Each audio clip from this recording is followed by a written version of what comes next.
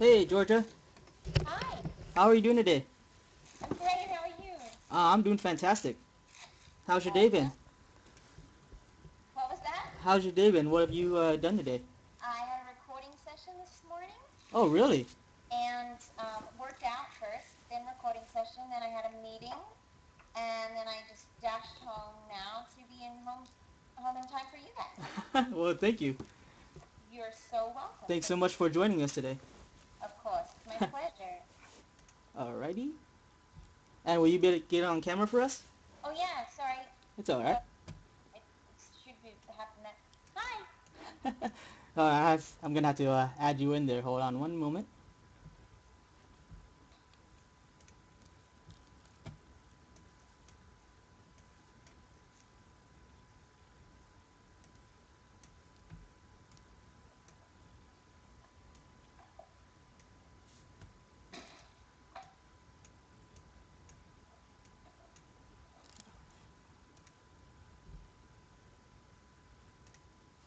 That's not gonna be weird if I eat my lunch while we're working, is it?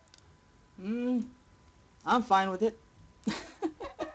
I'm sorry. I just haven't had a chance to even breathe, and I should probably eat something. I was gonna try and eat really quietly while we talked, and you guys wouldn't know. But if you're gonna be looking at me, you'll know.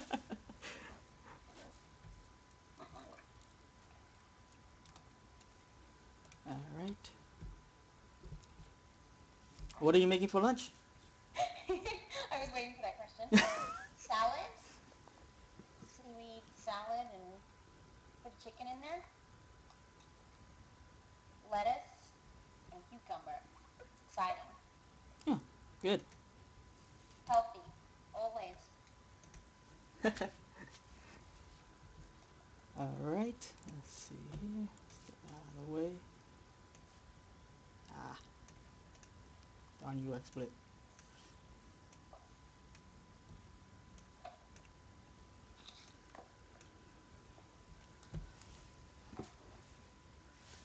Some people in the chat want some food.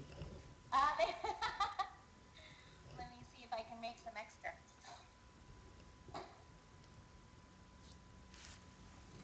And iced coffee, my new guilty pleasure. Now I'm going to take you all to my bedroom. Alright. Sounds exciting, huh? Yeah. Oh, can I do this all at once? Let's see. See if we can make this happen. Let's do this. Okay, there we go. Perfect. You guys are like getting a little tour of my, I don't know if, can they see video yet? Yeah, they can. Oh, so you're getting a tour of my place. This is walking through Georgia's house. It's exciting. Oh, Georgia didn't make her bed. Oops. Oh well. Never mind. And Not it's all perfect, Starbucks. right? Oh, you're gonna get a lot of backfire from that, aren't you? No, it's fine. It's okay? Yeah.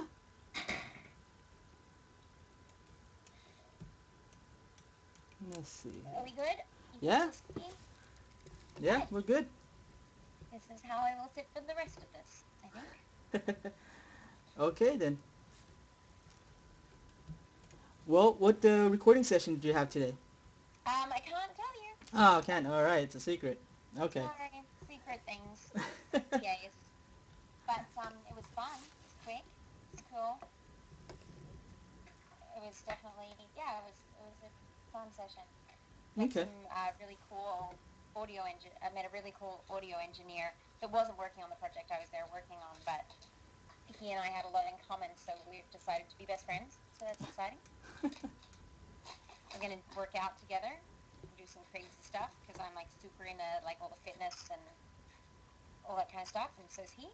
So it's always good. Like the voiceover community is such a small community. Like when you look at it and you think it's such a big community, but then when you're in it, you realize everyone's connected and everybody has different things and so similar, and it's just nice to make friends within the industry work. Yeah. So, gosh, I should have done my makeup or something. Ah, What? you're My, fine. my Supergirl t-shirt, though. That's a cool t-shirt to choose to wear today if Yeah. I'm talking to you guys. What kind of workout program do you use? Or do you follow Well, one? I do a lot. I'm quite a big fitness person. I run marathons and swim a lot. So I swim 3,000 meters 3 or 4 times a week, and then the other days I run. So this morning I did plyometrics because my body was a little tired. But I made a decision. I'm really excited. Last week I decided that I'm going to swim the Alcatraz swim. Uh-huh. Um, so I'm going to do that in July, which I'm super excited about. It's a 1.5 mile swim, but it's in the ocean and it's freezing cold. And you have to wear like super thermal wetsuits and, all of that stuff to protect yourself. And the current is so strong that they say that if you were just to get in the water and allow yourself to float, you'd actually float 3 miles before you got to land. So you got to swim against that. It's going to be amazing. Yeah, Alcatraz swim. Is that to Alcatraz Island? So it's from Alcatraz Island Uh-huh. back. Oh, okay. Isn't Alcatraz Island in the Bay Area? Yes, San Francisco. All right. I live near there. Nice. I You get to. should come out. I'll go watch. Sure, no problem. That'd be really cool. Yeah, I'm going to do the swim that's in July. And then in October, they have the aquathon. You may know of it. I don't know. Where they actually run 7 miles and then swim the Alcatraz swim. Mm-hmm. So I'm going to do that as Oh, well. wow. But I figured I should at least have done the swim once before I just decide to do it all together. Just basically So, a practice first, just to make sure, huh? yeah, just make sure I survive, because there's a couple of prisoners that haven't survived that swim. So, as I said, someone said to me, like, didn't people, like, no one's ever done that swim? And I was like, yeah, except Sean Connery. I don't know if you know the reference, but Yeah, the reference is one I of got my it. favorite movies. So, to be able to do that swim, like Stanley Kubrick. That's Nicolas Cage's character, but just I like saying that because he sounds so funny. But I'm just really pumped to be able to do it. Like to be able to say I've swum from Alcatraz to land. Like I think that's kind of cool. So I'm going to take that opportunity and do it. That's awesome. I'm just shaking up my salad, shaking like a Polaroid picture. Have you actually been to Alcatraz before? I have. I went with my parents in 2006. We went and visited San Fran for a couple of days and saw Alcatraz. Pretty cool. Yeah. Anyone for some salad? This is so hilarious. I've never done an interview eating before. Bon appetit, everyone. It's okay. It's more casual that way. It is. It's kind of cool.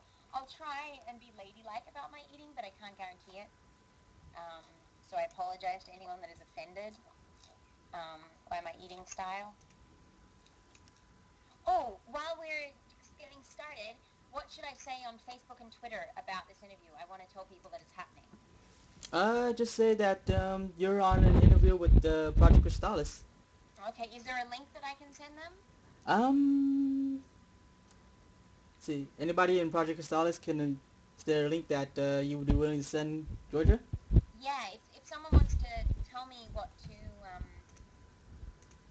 tweet out or Facebook out, just so anyone that happens to be on my Facebook or Twitter that doesn't know this is happening, I'd love, get you guys more people. Live now on Project Crystallis. Is it a podcast? Is that what we're calling this?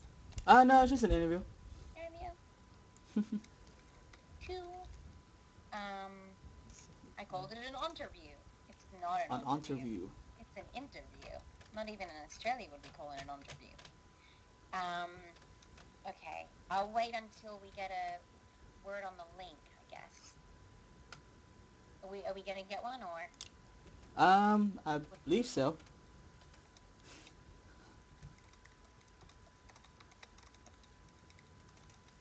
Or watch me eating my lunch. That's what I'm gonna say. Live now on Project Crystallis. Live now in Project Crystallis interview. Love you to have a listen or watch me eating my lunch. That's what we're gonna say. Or both. Or both. Look at you. We're a team. Or both. Very funny. Yeah, I think it's not even. I don't even think people want the interview anymore. They just want to see you eat lunch. I'm very nervous about this. It's a lot of pressure on the way I'm going to eat my lunch now. Okay. Actually, I want to know. Didn't you recently attend the Oscars? I did, yes. Looking slightly different than I do today with my brunette hairs. But I did. I was interviewing. I do quite a bit of like red carpety interview hosting stuff. So I've done the Oscars now 3 years, and it's one of those days like it's like you dread it because it's such a long, intense, cold day because we have to be there at 8 in the morning and we finish at 5. Um, and you're in your dress and your high heels, and it's not warm. It's March, so you're wearing a dress that should be worn in 90-degree weather, in 50, 60-degree weather, um, and you do a lot of standing around and a lot of waiting. And you know, I am aware that I'm complaining about the Oscars right now. Um, so it is that funny thing of like you complain because you're cold and your feet are sore and it's a long day and you're tired and it's crazy and madness, but then the whole time you're like, I'm at the Oscars. Like I'm I'm at the Academy Awards. So you kind of have to check yourself every now and then when you're like, my feet are sore. You're like, yes, but look where you are. So it's like my favorite day of the year and also one of my hardest days of the year. So it takes like, I usually have to take a week to properly recover. Of course, I don't just take the week off, but I take a week to really get my head back around normal after that. So, Did yes. you meet other celebrities while you were there? Yeah, you do meet some people. The thing, I work for a smaller network, so we only get side people. We don't get the Academy Award nominees for the major things. We get this year. I met all the nominees for documentary films, for foreign films, and shorts. Both short categories. Those are the people that we get to interview because, of course, the main ones go to Variety and on the red carpet, and um, people and the major TV stations. They can only have so many interviews. They're not on the red carpet for 3 hours. They're there for 20 minutes. So they have to prioritize who gets to speak to them, and not we don't get. But I mean, quite a few of those people I've met in other contexts. Not, of course, all of them, but it's the Oscars is not a day to socialize. There's no like, so seen any good movies recently? It doesn't happen. Well, was there anyone that attended that you wanted to meet that you did get to meet? Hmm. Um. Ironically, um, I have this theory that Bradley Cooper and I are going to be best friends one day. I don't know why. I just think he seems pretty cool. I'd like to be his best friend. I didn't get to see him, and then I think it was about a week later, maybe even less. I was at dinner at one of my favorite restaurants, Jelena in Venice, and I sat down outside. It was late. We had a late dinner, and these guys came and sat down at the table next to us in the chair next to me. I'm like, oh, there's my new best friend. Hi. I was like, well, I didn't get to see you on the red carpet, but there you are eating dinner next to me. So that's kind of cool. Um, who did I get to meet that I this year I didn't have any of those. In the past, being able to meet Tom Hanks was a cool moment because he has informed. He was a big part of why I'm in the industry, and well, it's not why I'm in the industry, but the decisions I've made. My production company is named after a quote from one of his movies, which is my favorite movie of all time. I think the way that he does Hollywood and is about his business is so admirable, and he makes great work, and he's an upstanding person and a fun person and a kind person and a wholesome family person, and those are the kind of people that I revere in Hollywood, not the glamorous people per se. So being able to meet him after like naming my production company after something that he did is kind of being like that's cool. That's definitely cool. It was a real pleasure to meet. The foreign films this year were incredible. Like they really were incredible films. And there's something about meeting a group of people that aren't caught up in the I'm a Hollywood actor. They really are making movies to make movies because it's not as glamorous what they're doing per se. Um, they were such beautiful people this year. They were just like me and my co-host at the end of it were like, I'm in love with all of them. like the nicest people ever.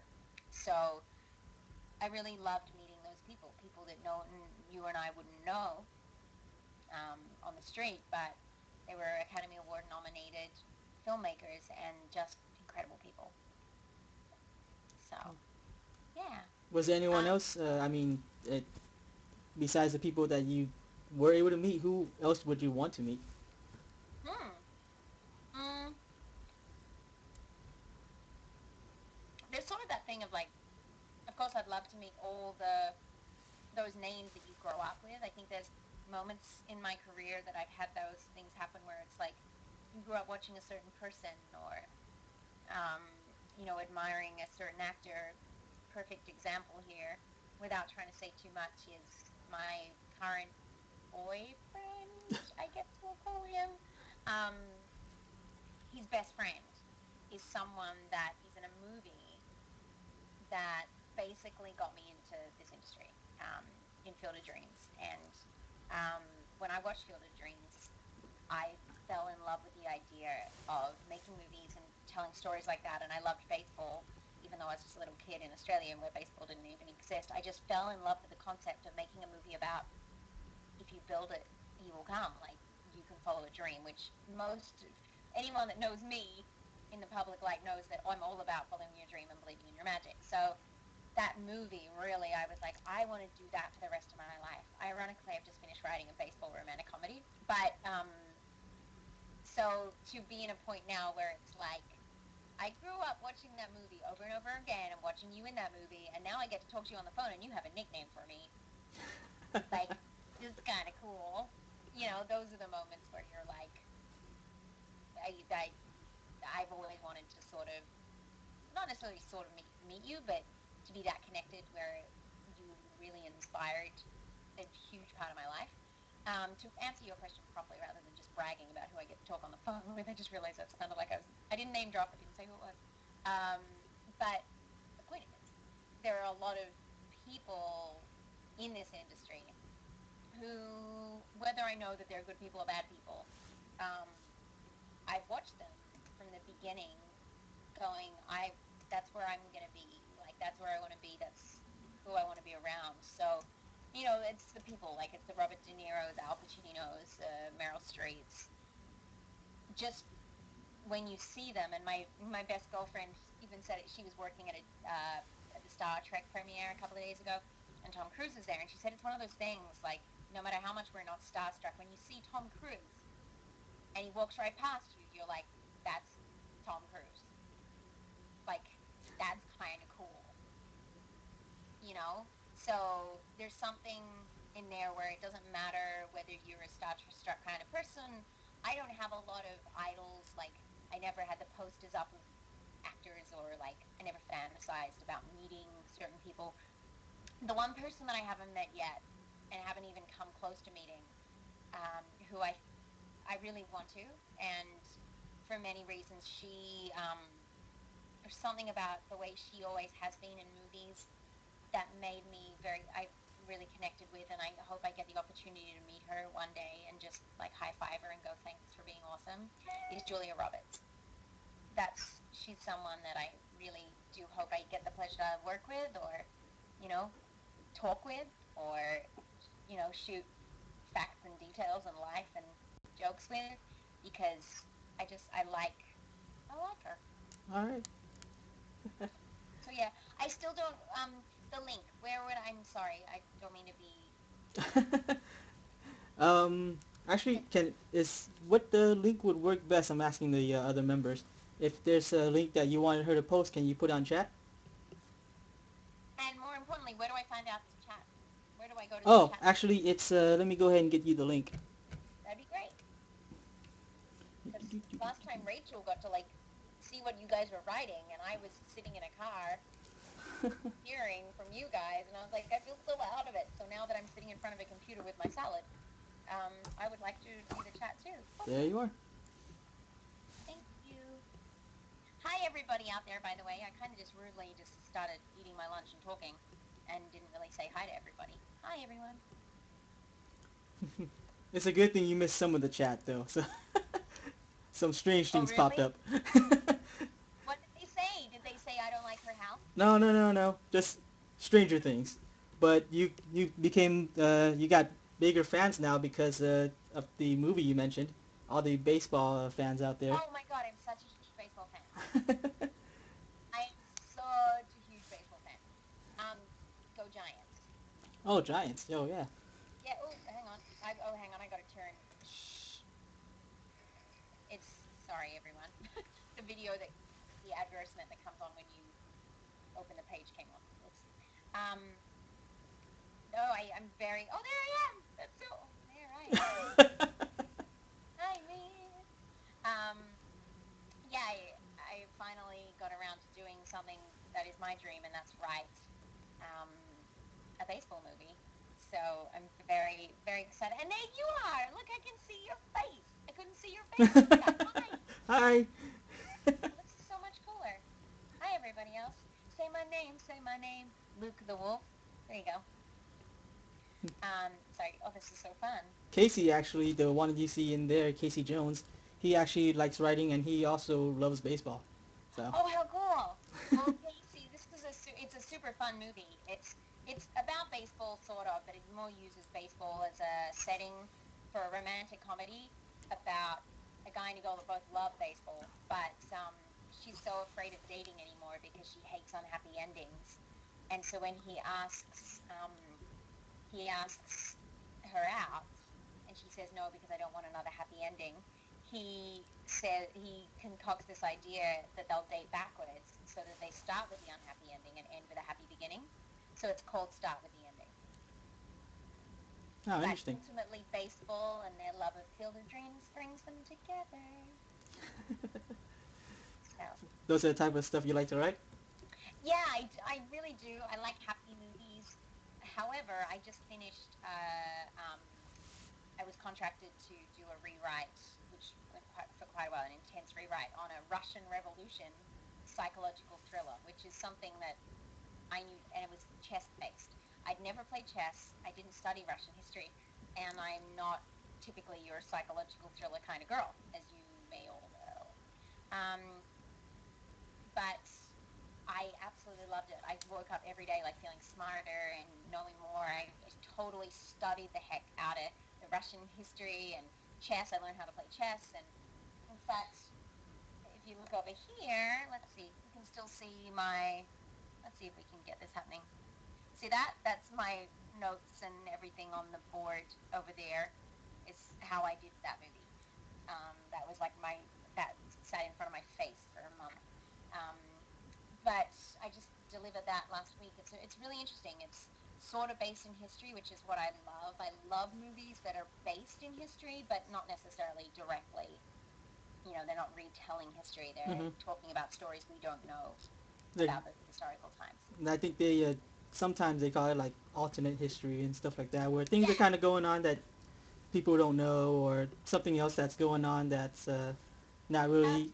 historically accurate, but it's there. Yeah, exactly. Like everybody knows about Stalin from Russian Revolution, but we tell the story of one of the heads of the secret police who was an incredible chess player that was actually responsible for a lot of stuff and why he did it and his complete psychological demise. So it was intense. I every day I'd finish writing and be like, oh my god, I feel like someone's gonna kill me. So yeah. Great. Oh, I just got a question, Miss Georgia. When will Vanille get her own game? I know, right? Yesterday, please. I don't know. I wish. Can we make that happen? um, I don't know. I mean, they can do. They're already making another Final Fantasy 13 game. Snap. Actually was gonna ask you whether you knew anything about that. If you're gonna be reprising your role or anything that you know, or that you can discuss. There's. I can't. I'm very sorry. I can't discuss anything about that. Square Enix are good about many things, but what they are best about is NDAs. Yeah. Right. I'm not allowed to. That's okay. Um, but love Final Fantasy. Um, I just can't. Yeah. So. Someone was suggesting in the chat if you can make a story about Blitzball, which is the sport in Final Fantasy X. Oh my gosh. That'd be great. So, and what would it be? Like a guy that plays that game in the video game, like he's playing it, and then he somehow like creates a league in real life and brings together all these people that play it around the world, and there's some sort of like we've got to have an anti-hero. Who's the anti-hero? The jocks. The The, jocks. the super jocks like think it's a stupid game, and so they think they can play it, and they come in and try and play, and we completely kick their ass. What do you think? Sounds like an inspirational movie. Right? Let's do this. Should definitely Guys, go you'll for all it. be executive producers. What was that? You'll all be executive producers. Oh, Have fantastic. That's going to executive be a lot of names. right? Everyone on this chat podcast today is now officially an executive producer of what are we going to call it? What's the game called again? Blitzball. Blitzball? Yeah. It's a blitz. It's a blitz. Sure, why not? Blitzing it. Blitzing it. Yeah. Dance slash video game sports movie. You were recently on vacation, weren't you? I was. You're so cute. To know stuff about me. I was. It was on a writing. It was a writing vacation. I'm doing a very bad job of eating the salad. I've had 2 mouthfuls. I'm just so excited to be talking instead of eating. Gee, that's so normal for me. The amount of times I've like gone to dinners and I'm like at the end of the dinner, oh, I didn't eat. I just got too excited about talking to everyone. Um, anyways, I did. I never go on vacation. I'm a workaholic. So, and I'm workaholic out of love, not obsession, if that makes sense. Like, Mm-hmm. I love my work so much. I love living where I live. I love doing what I love to do. That telling me to go on a vacation is like telling me to go to work for most people. Because you're asking me to do something that I love less than what I love to do normally. Mm-hmm. But I went to the Caribbean um, on a cruise, which is something I said I'd never do. Um, and it was awesome. I actually had a really great time. Uh, I got to write all day, pretty much. That was the plan, is that I wanted to finish the Russian script and finish the baseball script, and I got them both done during the time. Um, so I basically would like get up at 6 o'clock in the morning, work out, breakfast, lie on the ship deck till 4 o'clock in the afternoon in my bikini, working away with my computer, and everyone else is like getting drunk and wasted, and I'm sitting there with my bikinis and my computers and just doing my thing and my iced tea. And I would write, and then I'd go work out again, and then I'd enjoy the entertainment on board in the evening, and start again the next day. It was the best. I've always said my best idea of a vacation, like if you wanted to paint the best vacation for me, give me a beautiful beach, clear water, a gym, or somewhere I can work out comfortably, and a computer. And that's all I need. Preferably some hunky men to walk past me every now and then. That'd Uh-huh. be nice too. Did you go with any friends or anything, or was it just mainly? I did. I went with my gentleman friend. I did. So, as discussed earlier. Uh-huh, right. So, yes. And then I was in Philly last weekend, which was great. That was fun. That was more a work trip, but it was absolutely beautiful. I had a great time in Philly. I've been to Philly twice before to work, and this time was just a whole other experience. I'm so grateful. Um, so grateful. And I picked my best friend up from the airport the next day, and this may not be at all funny to you guys, so I'm apologize if it's one of those you had to be there things, but we laughed for so long. You know how people like stutter and say the wrong thing sometimes? Yes. She didn't stutter. Like this came out so straight faced and so like it was meant to be the word. I've never laughed so much. So instead of saying how was Philadelphia, she goes, "How was your trip to Pineapple?" And I was just like, when did Philadelphia become pineapple? And she was like, "I can't believe I just said pineapple." She's like, I don't know why I said pineapple. So now, just so you know, Philadelphia is called pineapple, All right. and I hope you will pick this up and use it. Spread the word. I did That's go to good. SpongeBob's place. It's exactly where I went. I love SpongeBob. Was there anything else interesting that happened while you were on your trips? I got lots of shoes. I'm a bit of a shoeaholic. Oh, hang on, someone, little salmon, nice. I think that's a good salad. Well done, Unaneko. I hope I got that right. It is. You're right. Pineapple's a great place to visit. It's fun. Um, I had like some downtime in between some things in Pineapple, and I was able to go shoe shopping. And I don't shop for much ever. I'm not a big shopper. I don't like shopping particularly. I love shopping for other people. I love buying other people things. Um, but I don't tend to buy things for myself. However, I do have a bit of an obsession with shoes. I like shoes a lot.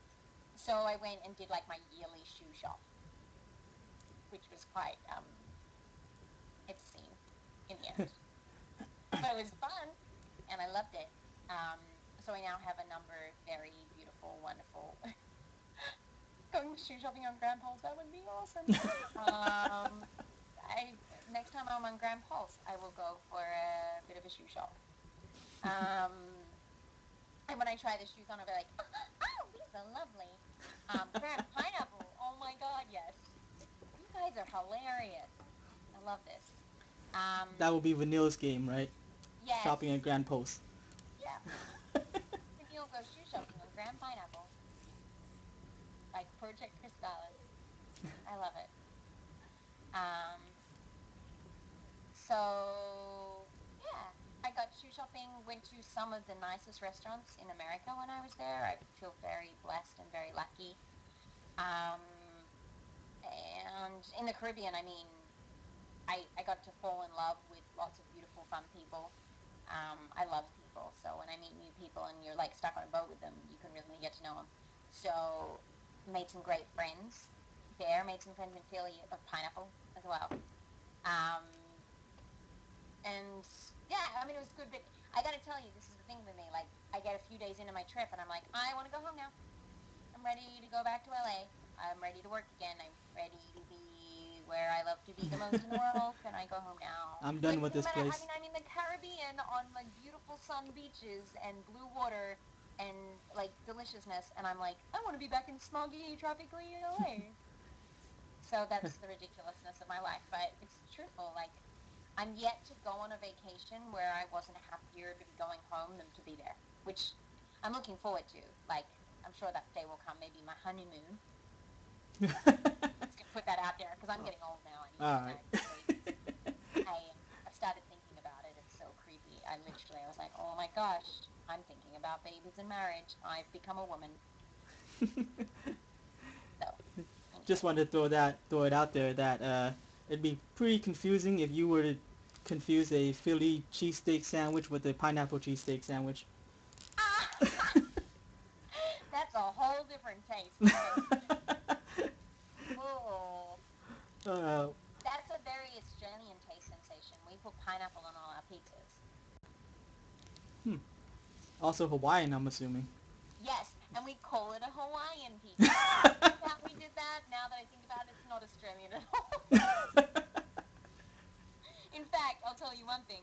The Australian pizza is, it has egg, beetroot, or root, those beets as you call them, ham, cheese, tomato, like tomato sauce, and often pineapple. That's an Australian pizza. Ah, so Hawaiian is just take a lot of that out. Yeah, Hawaiian's basic ham, pineapple, tomato sauce, cheese. Hawaiian pizza is just what you eat when you can't handle an Australian pizza. Exactly, when you can't handle the beets and the egg. So, yeah. I'm trying to communicate with someone right now who needs to know something right away. I feel very rude. It's okay. Now, let's keep going. Um, you can, look at this. This is exciting broadcasting right now. You're watching me text. You Sorry, ask me another question. I'm listening. Well, actually, um, Cushy here has the question: what are your favorite clothing stores? Cushy, now you're talking my language. I have a new fascination with clothes. I don't know where it came from. I was such a tomboy until 3 weeks ago. I still am. But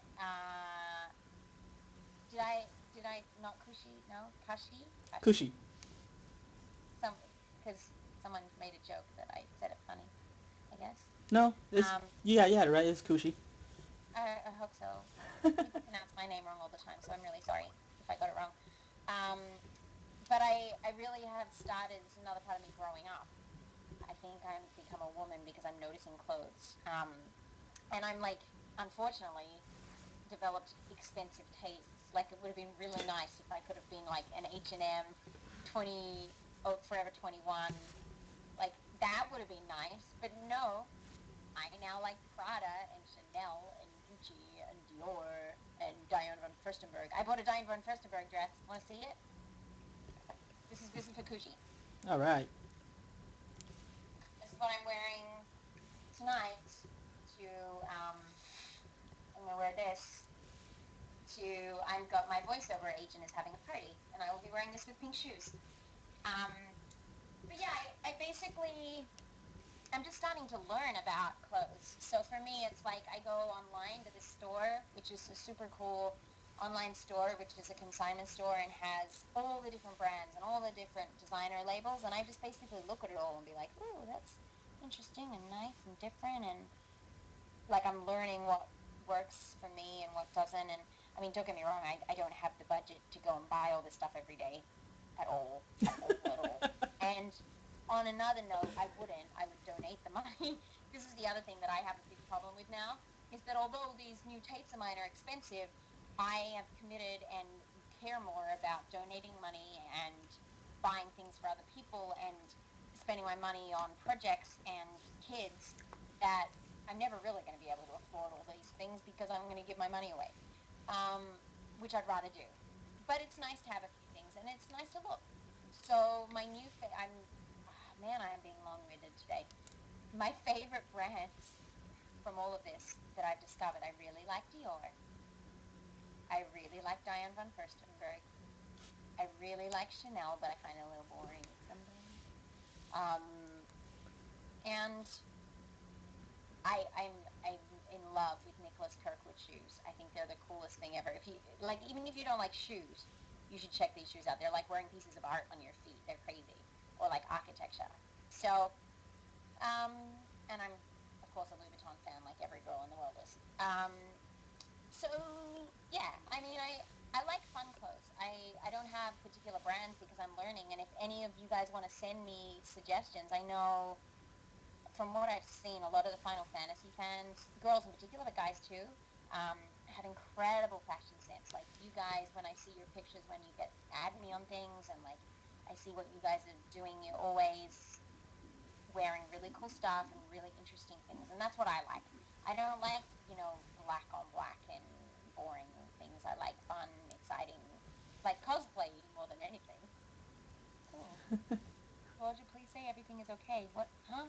It's okay. What happened? Well, we have mods on the chat to make sure people aren't spamming chat and saying inappropriate things and whatnot. So, What did someone say? I Roblox said something that was a little too long. I did not read it all. So, Okay. Cushy wants to go shopping with you. Sure, Cushy, that'll be fun. By the way, Cushy is the one that's the alias for the person who contacted you, and she's the one that prepared a lot of these questions. So, Oh, so she knows a lot about you. hi, sweetheart. Yeah, I didn't realize it was you. Sorry I didn't get back to you till late last night. Okay. So you've been making a series of videos titled "What I've Learned This Week." Yeah. How did you start making them, and how do you decide the topic each week? Well, it's very much an organic thing as far as deciding the topic. Um, as far as how I came to do them, I'm making a lot of changes with a lot of the stuff that I'm focusing on in my life, and a lot of it is about motivational stuff. Is about really connecting with people, and I've learned a lot from my life because of some, tough stuff that's been dealt my way. And I'm constantly learning. Like I'm constantly going, wow, I'm so grateful I learned this week, and I'm so grateful that I understand this about life, but you don't really get a chance to share that when you're learning it for yourself. And I just sort of was at a point where, like, eventually my goal is to be doing a lot of public speaking around the place. Like, if there's one thing I covet more than anything in the world, it's TED Talks. I'm Oh obsessed with yeah. them. I love them so much. So for me, it's a very big goal of mine to have a TED Talk and be in that realm where I talk about what I've experienced, what I've learned, and hopefully being able to help people get through some stuff because of what I've been through. Um, so I thought a good way to start that and to just kind of, like, they don't really have many views at the moment, which, makes me a little sad that more people aren't seeking out things like that. Like, I was talking about this last night with my business partner. I'm like, it makes me so sad that I can make a video about how to make a difference in children's lives and it gets like 120 views, and someone can post a video of a cat hitting a pole and it gets like 3 million views. Not because I'm jealous of the cat, just because I'm like, that's the sad state of Yeah. affairs. Um, but I sort of have to trust, as we all should, that if you believe in a path you're taking, that it takes a certain while. And these videos now are like kind of like my training ground. It's like a nice way to start out so that when I am speaking a lot, they can go back and be like, oh my God, she was making these videos all along. And like, let me go back and watch, and people can watch a video that pertains to something they're dealing with. Um, does she like muffins? I'm sorry, I just saw that out of the corner of my eye. By the way, totally relatable to what we're talking about, because one of my favorite YouTube videos is the muffins video. Have you Oh. seen that? Imaginary muffins. I love that video so much. Anyway, that being said, my videos don't have anything to do with muffins. Sorry. But yeah, I really get to a point where, like, I've committed to learning a lot about my life every week, and just being aware of the stuff that's happening around me and what I'm learning and what I'm experiencing. And I'm also, as you may have noticed, extremely honest about everything. So it's easy for me to get on a camera and be like, this is the crappy thing that happened to me this week, and this is what I learned. And hope that there's someone out there that was feeling crappy about something, and now just by me saying it, they feel less crappy. That's my goal. Mm. Um, and hopefully more and more people will start watching, so more and more people can feel less crappy about something, or feel better, as opposed to feel less crappy, just feel good about stuff. We should all aim to feel good, not as less crappy, Georgia. That's positive. Um, and like, for example, this week, I woke up 3 mornings ago, and I was just in love with the world. Like, I opened the blinds, and I was like, ah! It was such a beautiful day. Everything was gorgeous. I was so grateful. And my thing, I was like, how did I get to this point? How did I get to a point where I can be just so grateful for nothing other than sunshine? Like, and in love with the world. So this week my video is on gratitude. It's going to be. I'm filming it tomorrow. About how to be grateful, and I'm just talking through the lessons of how I've got to a point now where I can see, like, I can be in traffic and be grateful for the traffic. So I'm actually going to call the video "Wake Up and Smell the Traffic," um, because it really is that thing. If you really need to, rather than wake up and smell the roses, be grateful for everything. Mm-hmm. There's always something good, and it's a choice we make in every moment to be grateful or ungrateful. Well, not necessarily ungrateful, but grateful or just negative. And I want to talk about how I've got to a point now where no matter what happens, I mean, I have bad days. Like yesterday, I was feeling sad all day for some reason. And I didn't know why, but I didn't go into like, my life's horrible. I was just like, wow, I'm in a poopy mood today. I think I had bad dreams. But the idea is that I want to help people be happy. So that's basically what this week's going to be about, because I had that experience where I opened the blinds and the sun was shining and I was in love with the world. So that's how I make decisions, I guess. We should be grateful of waking up every day. Ain't that the truth? And I am grateful for lettuce. Right. I mean, it doesn't matter what happens in your life. Even the negative things create who you are today. So. Yes, that's exactly the truth. You've got to be grateful for the negative things, because Mm-hmm. they define us. That's right. Yeah. Okay, I have a few questions from chat just because I Oh, keep seeing yes. it come up. Can I just First, say thank you, Swazoo? Is it Swazoo? yeah, Swaz. Please do promote the videos because not because of me being in them, but because I really think when people watch them, I get incredible responses from people um, saying that really helped, or I was going through something and that helped me. The amount of times that happens. So if that could be done for anyone out there, the more people that see it, it'll make me happy in here. So on that note, I should probably tell you where to see them. I have a new YouTube account from our last interview. Our last interview was my old YouTube account. I have a new one. I don't know how to tell you what it is. You can type it up in the chat. Oh, Oh, actually, can no, I? mine. I think you might have to make a account first, Oh, or you can type it up on the Skype and I'll paste it on the chat if you want. okay, let me do that not because I don't want to sign into chat, just because it's going to be easier if I try and start signing in and I'll go mad. It was hard to text someone before for a second, just let them know something important. So let me just give it to you if you don't mind. Sure. And you could do that for me. That'd be amazing. There we go. All right. So there you are. There you Okay. go. So yeah, if you want to follow that or watch those, they're hopefully helpful to you guys or just whatever's. I'll make sure to subscribe, Thank you. and I'm sure Thank you. Project. Yeah. I'm sure our Project Crystallis channel will subscribe to it too. Yeah, please do. I mean, that's my new YouTube. The other one is old now. I was having a lot of trouble technically with it. Mm-hmm. So you know how you can spend hours and hours trying to fix something on these sites of ours, and then you're like, or I could just get a new one. So that's what I did. Which is sad because I had to lose like a lot of, I had so many subscribers and so many videos with so many views. So yeah, It's like starting fresh again. it was like a new beginning.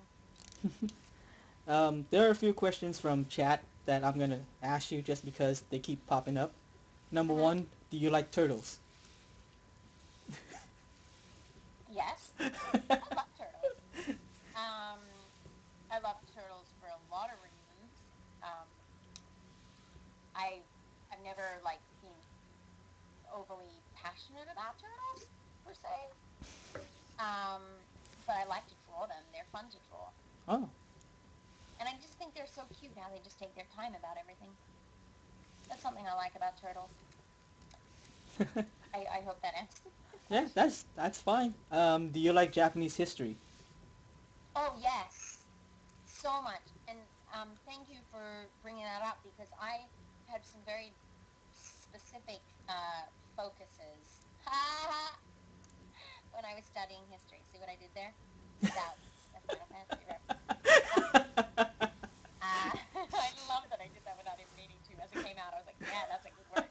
Um, I very much focused on certain histories, and Japanese wasn't one of them. And then when I finished high school, I started reading a number of books uh, that were very much based in Japanese history, and I just was so blown. I just fell in love with the whole culture and the poise of it as well. Like a lot of the geisha community, like the history of the geishas and stuff. I was just like, wow, that's a whole other world, literally. So yes, is the answer. All right. Do you have any new projects lined up? Um, for me, things are definitely very varied right now. When you say projects, I definitely the baseball movie Mm-hmm. is a big project for me. Like that's a big, big, big thing for me now. To get that made is a big focus. I'm just gonna keep doing that. I'm just gonna keep making focuses for myself. I didn't mean to do it again. I promise. So there's the baseball movie. What I have, I'll show you exactly what I have. This is my book of projects that I opened up the other day. We're on a delay, so I'm like looking at myself, trying to take that you have it.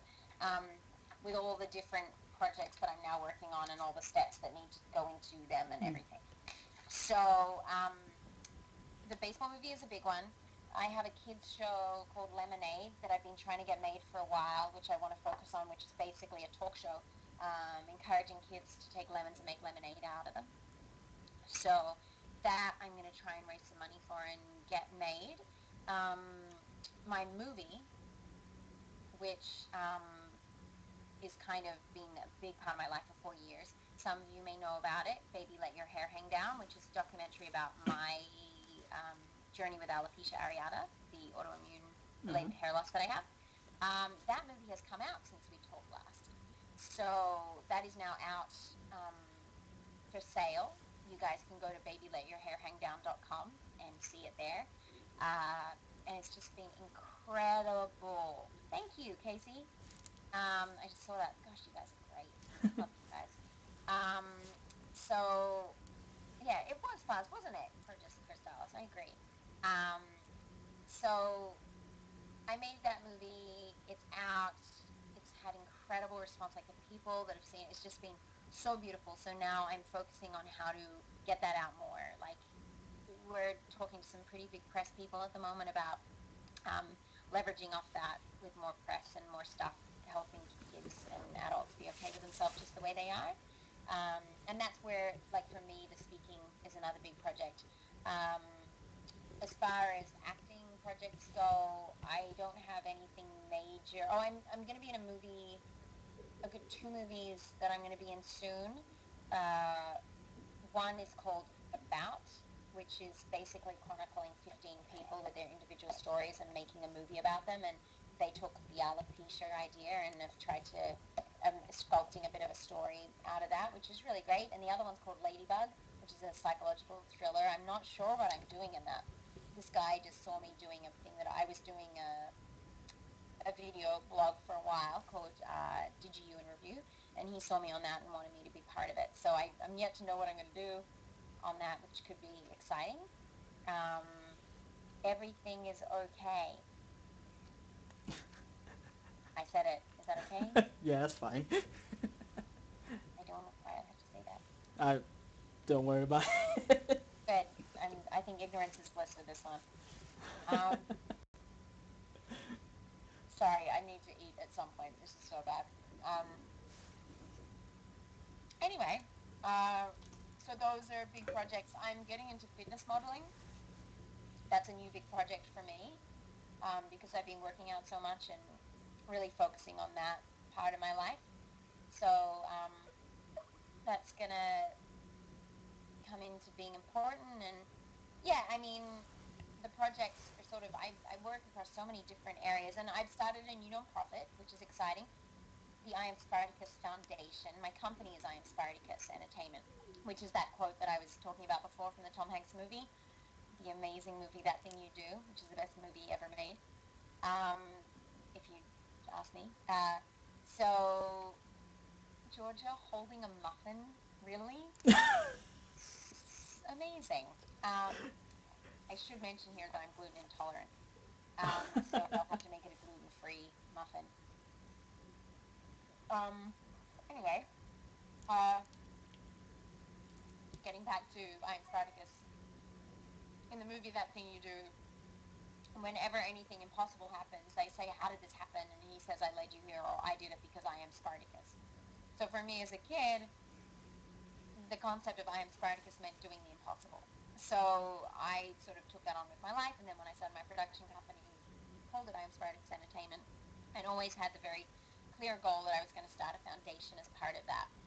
And now I have registered it and we're developing it. It basically exists to connect kids in underprivileged areas with people that have an ability to help them with a gift.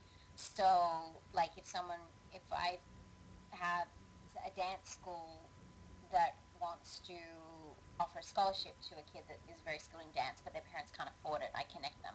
So the idea is to give people that want to make a difference a chance to make a difference without having to spend money, because so many of us are like, I really wish that I could difference, but I don't have extra cash to donate, or I don't have time. Whereas what I'm saying to everyone is, if you run a business and you could do with like an intern in your graphic design business, and I know a kid in East LA that loves graphic design. Let me connect you guys. And they're actually helping you, and you're helping them. And in the same way, if I meet a little kid, like I've got my little guy Raziel he lives in Inglewood, and he's an incredible dancer, and I connected him with a dance studio. Um, oh, hang on, Luke. Saying my name one more time. Luke, Luke, Luke. That was 3 times. How did that make your life 3 times over? Oh no, happiest man on earth 3 times over? I think he Um, just died of happiness. Yay! There's one way to die of happiness. I mean, to die, that should be it.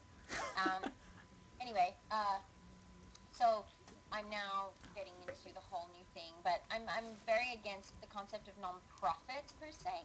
I'm trying to promote a new way of doing the non-profit business where you have your commercial businesses that make money on a commercial level, and then you have your cause businesses that make a difference. So I have now my commercial company, which is Spartacus Entertainment, and my cause company, I am Spartacus Foundation. So that's going to be a big project for me. And then I continue auditioning and working in voiceovers, and nothing I can talk about, unfortunately, in the voiceover world. Sorry. But there's always a project with me. There's always about 10. Because you like your work. I love my work so much. Oh my gosh. Actually, I just wanted to say real quick, I actually had a question regarding voiceover, but before I mentioned that, Casey was just mentioning that he recently did a marathon for fibromyalgia because he was inspired by your by what you went through with alopecia and the See? documentary. High five. That's awesome. That makes me so happy. Mm. Well, that's Okay. totally cool. Thank you for letting me know. You made me laugh a lot before when you're like, I actually have a voiceover question. Well, you actually want to talk about voiceovers? What is this? Project Crystallis or something? What is this, an actual interview? What? Exactly. My God, I thought we were just having a lunch meeting about nothing. Kushi wants to know, do you cook a lot of your own gluten-free food? Because that's how she eats. She eats gluten-free also. Hmm. Um, I do, but it's difficult for me because I'm not only gluten intolerant, I'm possibly the most intolerant person you'll ever meet. I and I mean that in the food sense. I'm also lactose intolerant, fructose intolerant, fructose intolerant, sorbitol intolerant, Oh wow. glucose intolerant, and mannitol intolerant. I think that's all of them. It's what they call the FODMAP diet. Um,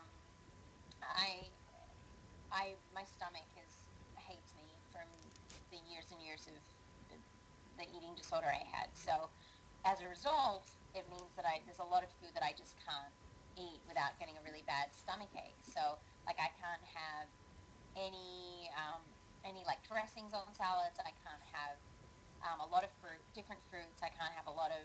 I can eat pineapple though, so that's good news. Pineapples. A lot of fruits, different vegetables, certainly no dairy. So cooking for me is hard. So yes, I do cook for myself most of the time because otherwise, it's like when I first meet a guy and he's like, "So can I cook for you?" I'm like,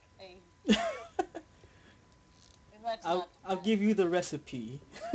Yeah, exactly. I'm like, there's chicken salad. You could make a chicken salad, but don't put any dressing and don't put any corn on it and don't put any onion on it and don't. So, yeah, and it's like I've learned a lot about it. I've learned a lot about what I can do and what I can't do um, with foods. But I'm super healthy now, and it's fine. But I tend not to cook much because it gets a bit boring. When you can't use onion and garlic to cook, it really cuts out. You know. Yeah, actually, Kushi actually believe she on top of gluten-free, she also avoids eating wheat. So she probably would like some recipes if you have some. And we can exchange recipes. That'd be so cute. Like in the olden days when girls were girls. Girls night out, except on Facebook or something. Yeah, exactly. The modern day girls night out. Now, We'll talk to each other. so back with the voiceover work you've done. Yeah, we're back on track now. Um, Now, I've heard of different ways of people recording when they record for voice work, and sometimes they just go in there and do it, or sometimes they'll actually interact with the person that they're interacting with in the scene Yeah. outside of the booth, and then go in and pretty much deliver the optimum performance. I don't know how do you normally go about it? I just took a big mouthful. Um, I thought you were gonna talk for longer. Sorry. It's okay. Kids, don't eat with your mouth. Don't talk with your mouth full. So my process is very much determined by how they're recording. Um, each director does it differently. Each studio does it differently. Each production house does it differently. To show that difference in Final Fantasy, we have a Japanese playback to use as a reference. We always reference the Japanese before we do our own. Um, Sometimes when by the time we're recording ours, the American version, other characters have been put in there. Sometimes not. So you actually are talking to no one else responding at all. Um, but they certainly don't record with other voiceover actors there.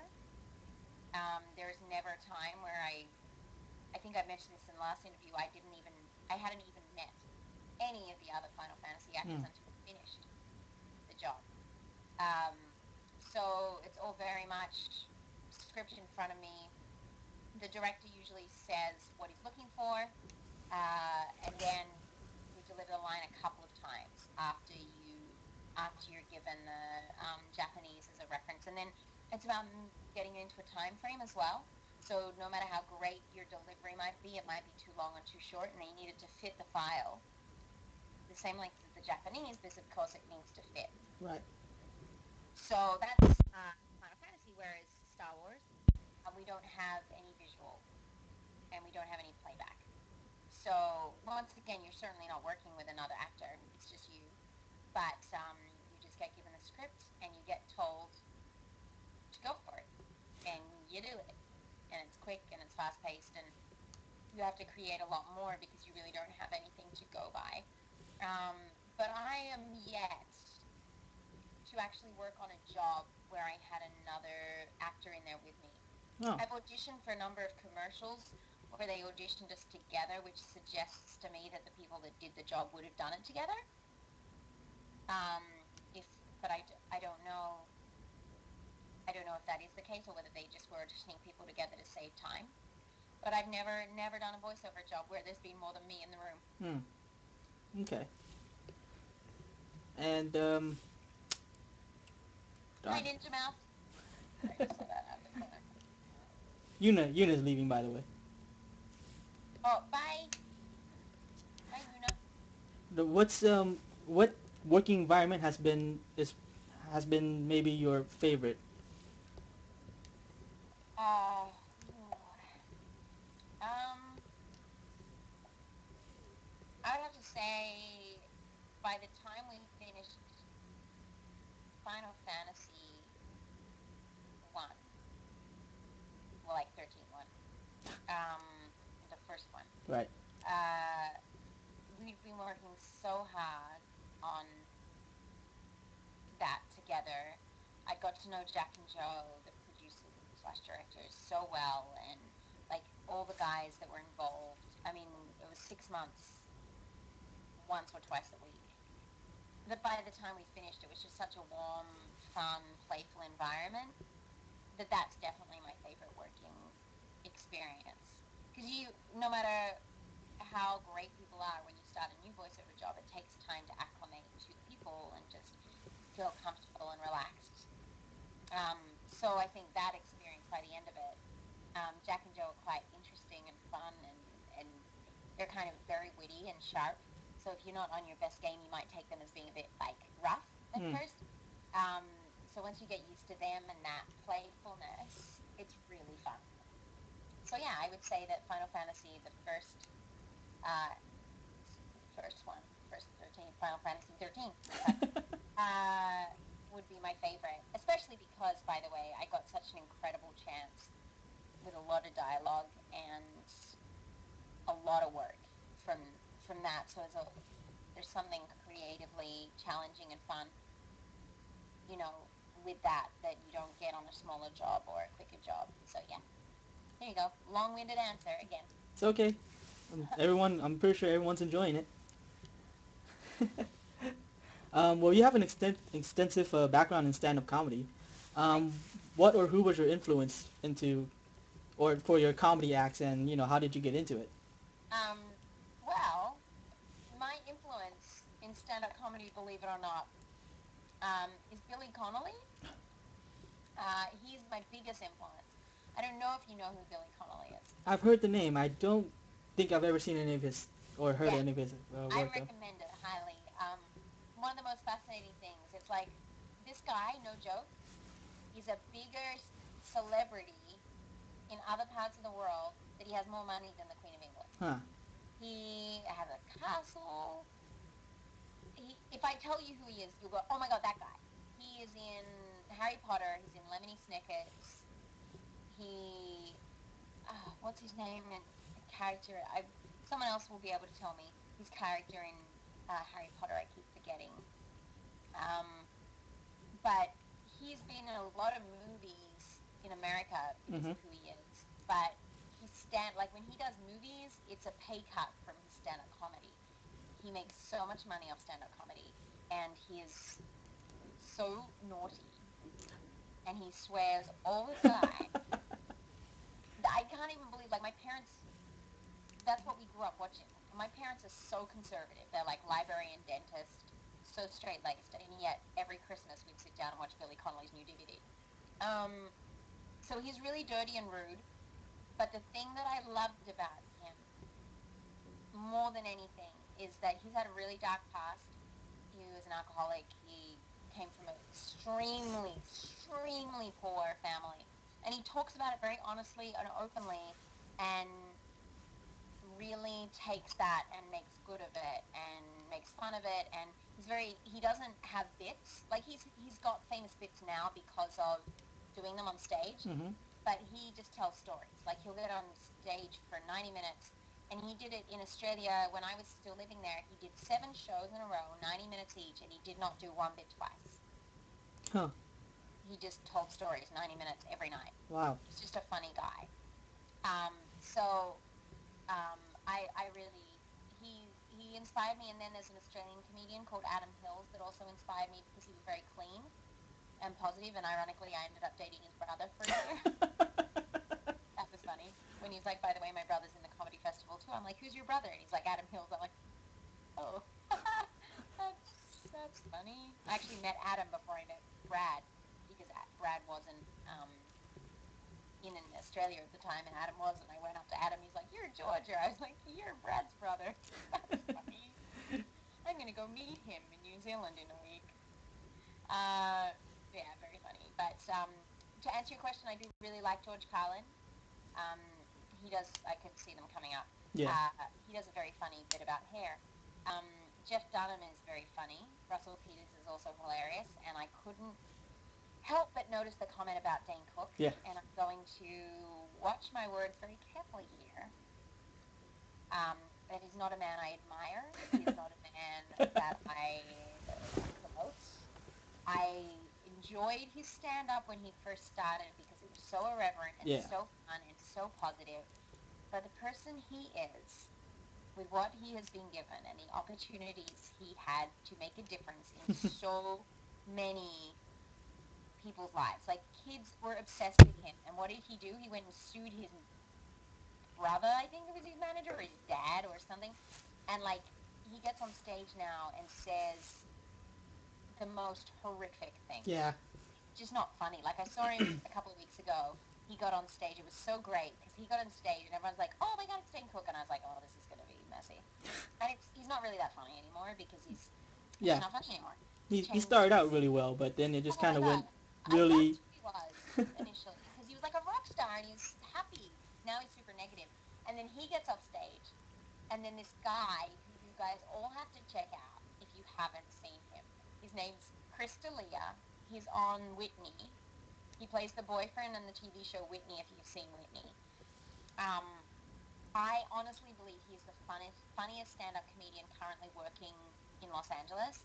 He and I started doing stand-up together. Like, I've got photos of us doing open mics together 6, 7 years ago when we were just beginners. And he was funny then. Like, I remember saying to everyone, he's going to be successful. He is so funny. So he gets on stage after Dane Cook and completely kills it. Like, everyone was like, that guy's the funniest guy ever. And everyone forgot about Dane Cook. And I was like, anyway. To answer your question, I loved Eddie Izzard, and yes, I've met him. I had the pleasure of talking to him after a filming. He made a mention in an interview that I was there watching, and I went and talked to him about a group that I loved, the Doug Anthony All-Stars, and he was talking about them and how they never wash their outfits, and we just had a conversation about them. I really like Eddie Izzard, and I love what he stands for, like all the marathons he's run. I love Ricky Gervais as well, but I have to say I prefer older Ricky Gervais. I'm not a huge fan of recent. I think he's got super negative, but like his thing on Genesis and the stuff that he used to do back in the day, really clever. And I love Mitch Hedberg. He was Yes. such a funny writer. Oh Oh, yeah. I miss him so much. I loved him. I love Robin Williams. I really love Robin Williams. I love Woody Allen actually. Love Woody Allen. I think Woody Allen says some of the funniest things that have ever been said in the world. So I tend to like funny writers, like obviously but like clever joke writers as opposed to certain stand-up comedians. But I also really like positive comedians, ones that talk about making a difference or being positive, or and that actually do make a difference outside of their stand-up career. So What about Kevin Hart? yeah, I mean, I like him. He's not one of my One of your favorites. favorites? Yeah. Um, so it's like, there's a lot of comics that I'm like, yeah, they're cool. I really love Brian Callen. I don't know, not many people know Brian Callen. See, I know the comics that not everyone knows Mm-hmm. because I perform with them, and Brian Callen is fantastically fun. He's like Crystallis, they're very irreverent and silly. Um, but he and I also have a bit of a history together, and I loved him during that time. For other reasons, he's just a great person. So he is a very funny guy. I was trying not to bring up Bob Saget, but yeah. Yeah, I mean, Bob Saget's one of those guys that like he's so dirty. Yeah, especially when you grew up So watching like Full House, and you're then you see his stand up, and you're like, whoa. yeah, exactly. Like it's sort of he's a different person. So I'm trying to think of other comics that I love because there's just so many. I love stand-up comedy. I just think it's to do it well and to.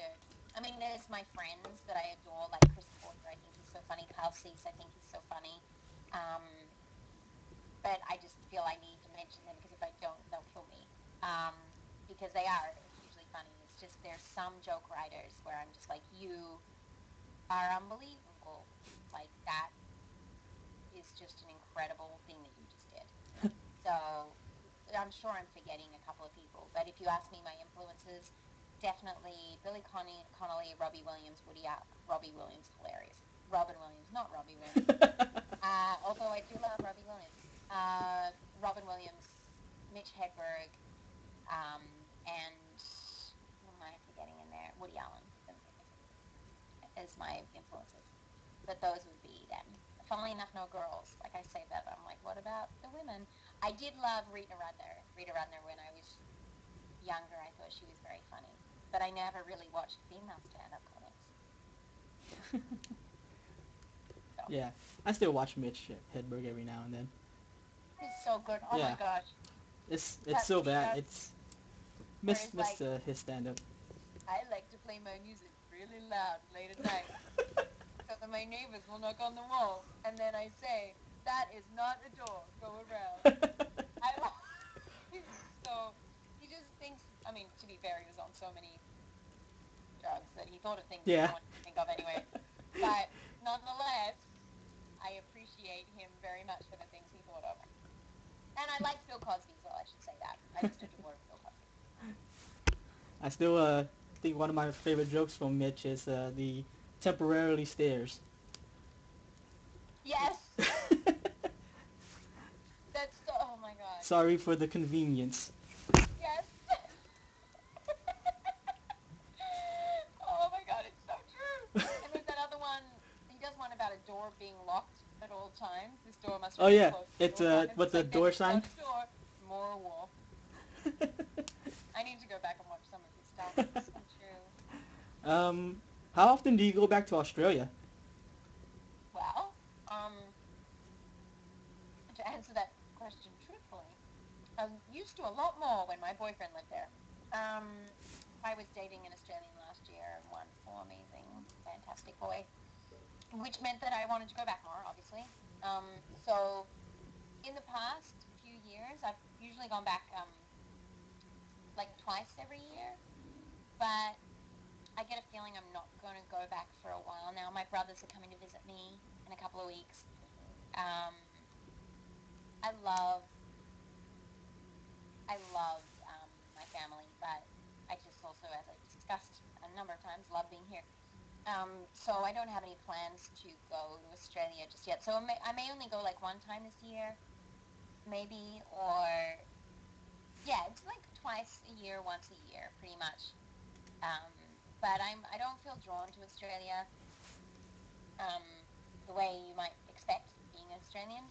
I love it and it's great and I love my family, but thanks to the magic of technology and stuff, I get to speak to them a lot. And I, it takes a lot for me to leave here. So you really enjoy LA more than Australia? I do. Just on a few simple levels. One, the weather is insane. Um, and beautiful and amazing, and I love my people here. Like my friends here, my family, outside of my normal family, and I just adore them and I hate being away from them for too long. But simply, if you imagine, if you for all your life have been sure that there's one industry that you want to exist in, and you know that by being in that industry and working with children and committing to trying to help other people, you can make an actual real difference. And there's one city where you can do that all the time. It's like I don't ever want to be anywhere else because every day that I wake up, I get to do what I've always wanted to do, always dreamed about doing when I was a kid. And every day I feel like I'm getting one step closer to the goals that I've set for myself from the very beginning. And you can't really do that anywhere else other than here the way you can. So, Bacon Blade, nice to not see you, but to read your thing. May the bacon be with you all. Yeah. Bacon is delicious. um, actually, I just wanted to bring up because you're Australian. Actually, would like to say, considering your background and your personality, I'm sure you're proud of the Australian coat of arms. I am. It's the red kangaroo and the emu, Yes, which red and is, blue. yeah. Um, and I thought it's, I mean, for anyone who doesn't know, that the reason why it's the coat of arms is because they can't anatomically walk backwards. So it's about looking forward and not going backwards. That's correct. Oh, I love that you know that. I was trying to work out where you're going with this. Sure. Which, by the way, is really funny because part of the reason why I felt moved to leave Australia is because Australians are very, don't worry about it, mate. That's too hard. Don't work too hard. Do it tomorrow. Whereas Americans are like, you can believe in yourself and do anything you want. So that's why I was felt very moved to be around more an American culture. So it's ironic that Australia's coat of arms has two animals that are forward moving when a lot of Australians stay very still. Some people seem to think differently with the fast food industry about America, but Yeah, but that's Australia is a wonderful place. I really don't mean to talk bad about it. It's an incredible country full of the nicest people in the world. They're just very comfortable in who they are and what they are, and they don't really, not everyone, but there's a definite general sense of, don't worry about it. Like, life's easy. Take it easy. Have a beer. Whereas I'm like, oh my God, I want to change the world yesterday. So I find more people in Los Angeles want to change the world yesterday. all right. Quick question about LA. Actually, are you familiar with E3? Yeah, I went to E3 a couple of years ago. Oh, okay. Are you planning on attending the next one coming up in June? Mm, I hadn't, but that's not to say I won't. No, I hadn't. I have a lot of traveling and stuff going on in June because my brothers are here. Mm-hmm. And as it is, I'm missing out on two important conferences that I wanted to go to. Nice sport. Where did you get them? That's hilarious. From a place called Table Art. So it's a fantastic store. You should check it out if you care about things like coloring. Because we do in this house. Um, it is really good. There's a nice weight to it, as my mum would say. I hadn't planned to go to E3 purely because I haven't really been trying to put anything else on my schedule in June. Mm-hmm. But let me see. I'll talk to my agent. I'm going to see him in a little bit. I'll see Okay. if he can hook it up. Okay. So actually, I don't know if you familiar. I think you may have already heard, but we ran a voice acting contest to Yes. see who can one of our supporters to join the call with us. Yes. And then so I'm gonna actually add him on the call, and someone else, Payne, who was actually supposed to interview you with me, but he sort of made it a little bit late. But the person joining, I'm sorry, Payne, but his real name is Richard, and the person who won the voice acting contest is Juma. So I'm going to add them real quick, but while I'm adding them, I'm afraid the video will be off. So. Oh, well, that's good. I'll eat really quickly because I'm not getting through the salad very fast. Okay, let's see here. Okay. Ah, oops.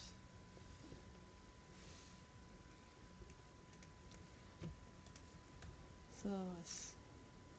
It's so fun reading all your comments. It's like a party in my bedroom.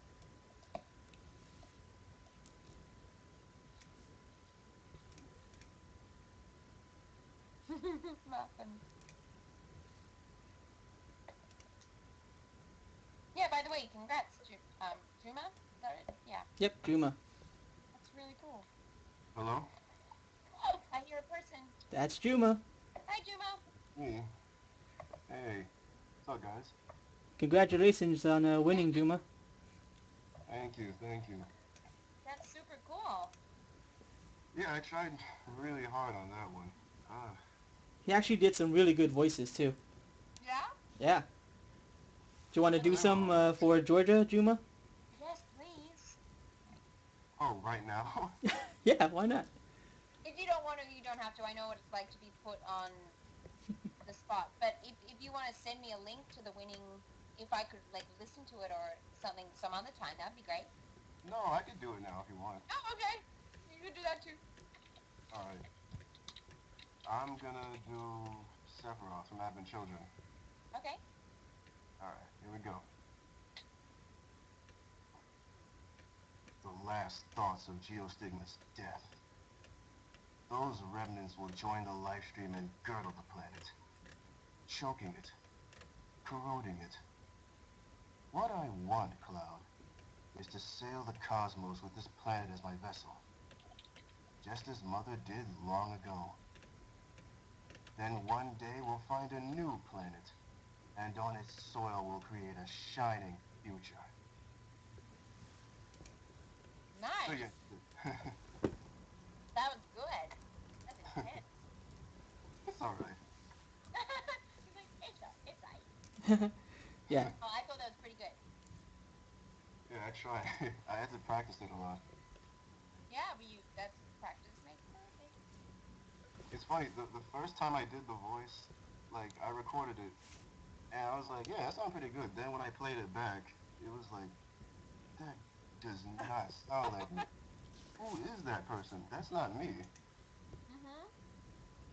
It's so So, important to play back what you do. This is my advice to anyone, and I'm guessing a lot of you would be out there who are trying to get into voice acting. You need to get comfortable listening to yourself and hearing the difference. Um, so it's so great that you did listen to yourself and have that moment of like, oh my gosh, like that's not me or this is weird. You need to get used to being able to critique yourself. Now when I go to auditions, I just have my phone with me in the car, and just before I go in, I always record it a couple of times on my voice recorder just to listen oh to yeah? see. Yeah. Huh. So I love that you're doing that and being diligent about it. It's a very important process.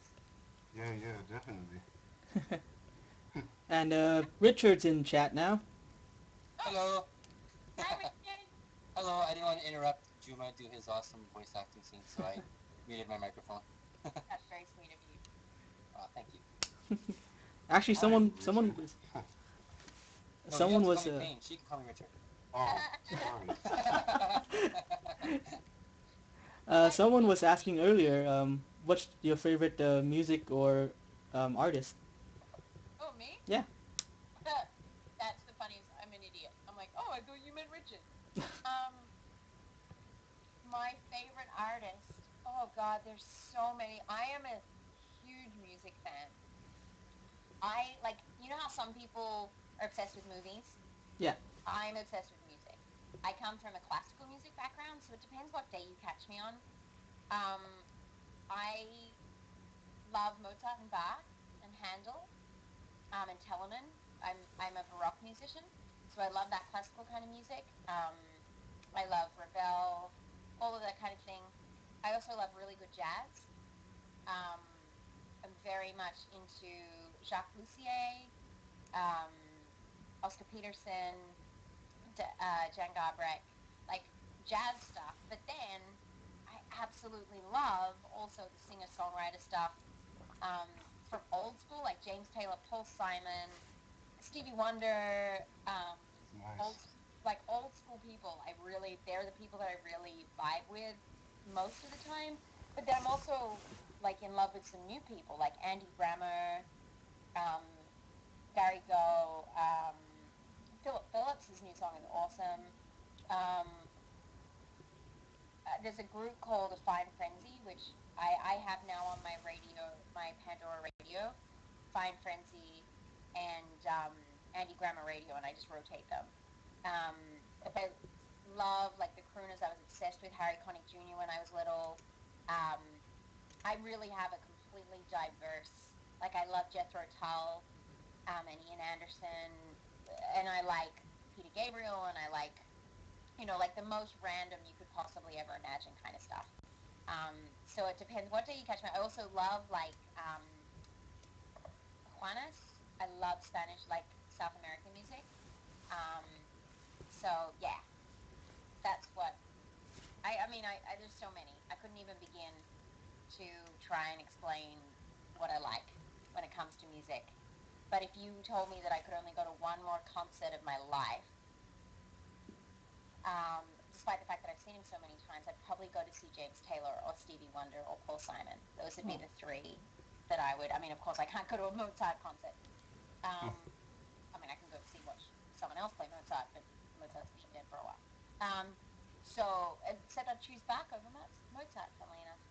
Um, but yeah, I would go James Taylor, Paul Simon, or Stevie Wonder would be my three that I would go to the end of the earth to see. So yeah, there you go. Long-winded answer, but I could talk. I could talk about music forever. Actually, Richard right now is wearing a Superman shirt too.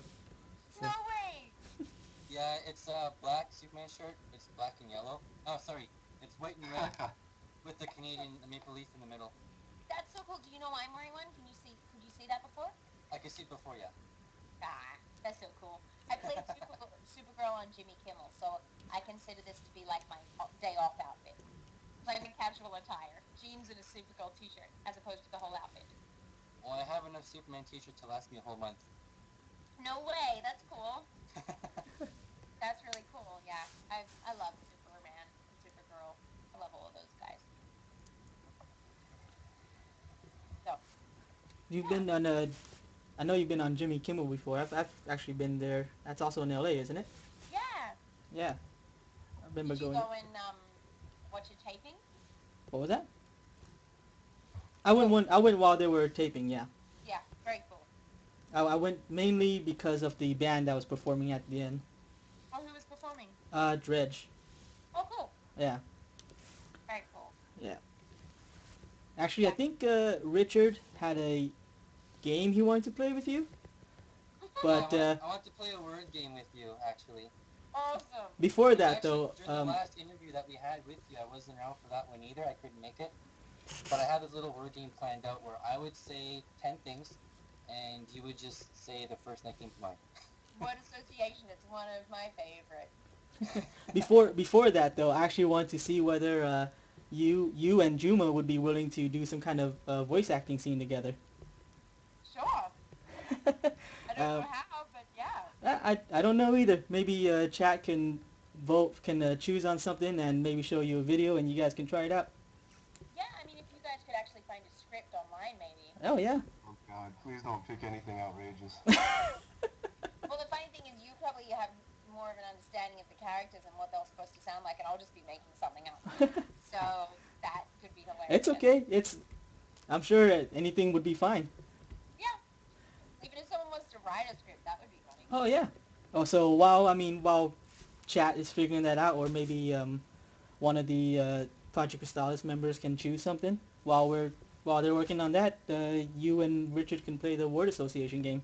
Sounds good to me. All right. I hope Juma decides to do the sugar and rainbow scene. Funny. Oh my God. So, are you ready? Yep. First word, sheep. Take off. New Zealand.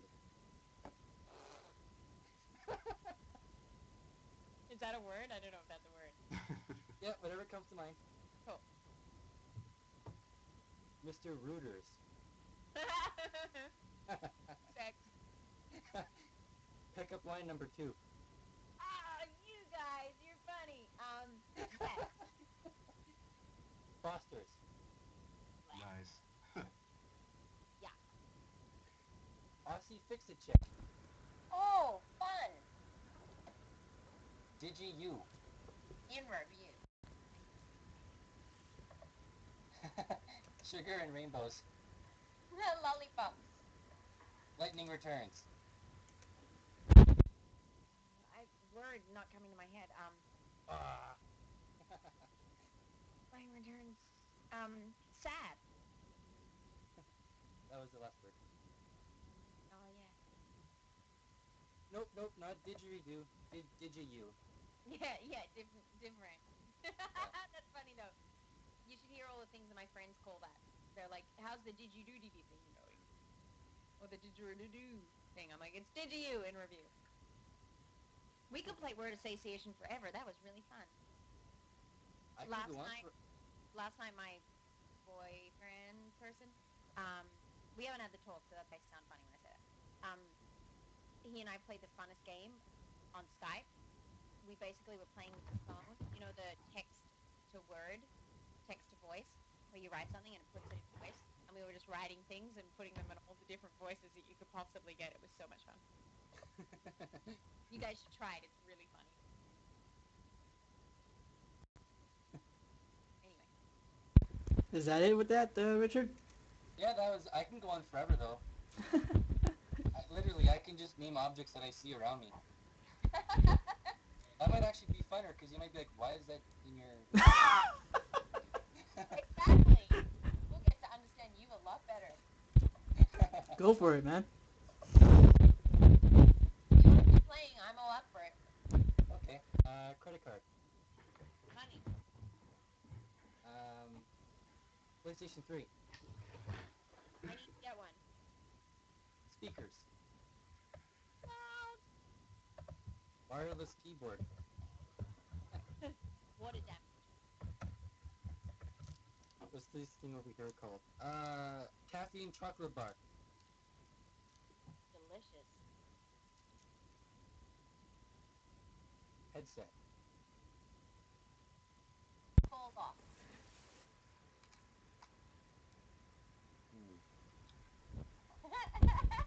You got me stumped because I'm trying to think of something that sounds interesting. That's all you have in your room? Well, I have a lot more things, but... I have a TV. I have a huge TV right beside me. Whenever I stream, sometimes I go cross-eyed. Oh no. Because the TV is literally 2 inches from my head. And whenever I stream, sometimes I have to look at the TV when I'm streaming on Twitch. Be careful. Yeah. Cross-eyed. Yeah, that's why I have glasses, and every time I go, the prescription gets higher. Oh. Looks like people found a scene. Uh-oh. Yeah? Yep, from one of our big supporters, West. Okay. Where do we go? How do we It find it? is actually on the chat. It's the Vimeo link. Oh. Oh, so we have to, like, watch the video? Apparently so, unless he wants to find a script.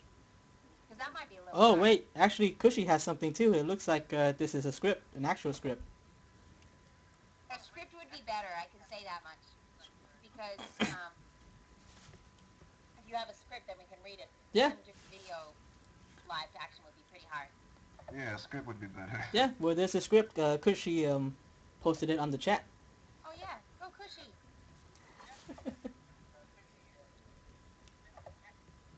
Okay.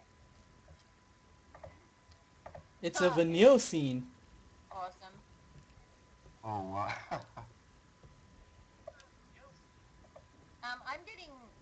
I'm hearing you guys twice at the moment, just so you know that. Is your Twitch volume on? Is my what? The video of you watching the stream, is it on? The sound. Oh, yeah. Look at that. It's off now. All right. Okay. So, are we gonna do this scene? We gonna make it happen? I take it I'm Saz, right? Yep, you are Saz.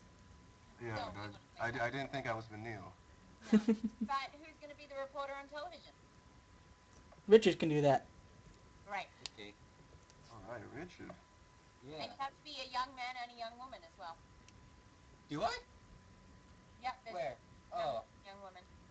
Okay, well, Solo could be the young woman. I can't look at it because my screen is all filled up. Uh-oh. Oh, no. Besides, I mean, I wanted you to be talking a lot more since you were actually supposed to be here, so Ouch. you can do all of it. All of Oh, the snap. Zing. Okay. Well, I'm ready when you guys are. All right. Seasick? No, I'm fine. Okay, then. Well, a lot of security here. But these people to the sea pang must still seem like a world away. Oh, hey, looks like they're putting Eidolons on parade. It's starting soon. What do you say? Let's go check it out. Sure. We have this program to bring you breaking news update. The Lassie who surfaced in Palm Palm and attacked the city's citizens are still on the run from authorities.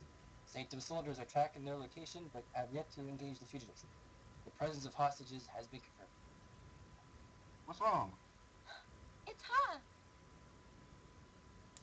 Yup. Looks like the army finally found him. Hostages? They should just blow them away with the Lassie. They're all infected by pus or something. By now, anyway. The parade's about to start. Come on, let's go. Hey, loosen up. Gotta make the most of this. Right? I knew we'd be saying goodbye soon. Better to do it with a smile. The Pompa Sanctum Parade, a pageant commemorating the war between Cocoon and Pulse. Where to next, little lady? I'll let you decide. Just keep on smiling. I don't remember saying that. I know. A gnarless park day. It's Saz. Haha. Yeah, but should we really be playing around? Forget about that heavy stuff for a while. And maybe this will just fade away. Okay. Great, let's roll. What's in Nautilus Park anyway? It's a huge amusement park. Built by the Sanctum. They never expected to see visitors. So, is this is bleh, bleh. So, is this place special? I promised Dodge. I was gonna bring him someday. Hopefully I can at least tell him about it. You'll get the chance. Maybe. I do know where they're keeping him. Can I come with you? Sure, more the merrier. What about you? You got something special out there? Special? No. Really? Now that is kind of sad. Yeah. Hey, I'm kidding. I didn't mean to upset you. Well, I'm just fine, thank you. I wanted to tell him everything, but I couldn't. Not until the time was right. Oh! Yeah, someone's excited. Yeah, hey! You can make some new friends. Dodge is crazy about chocobos. He really wanted to come here. Let's look around. Indeed. And in we go. Ugh, the smell. I don't work here. The smell reminds me of home. The wilderness of Pulse. Oh, that was you. No, no, no. God. Oh, no, it is me. You're right. The smell reminded me of home. The wilderness of Pulse. Hey, come back here. Part of the gang already.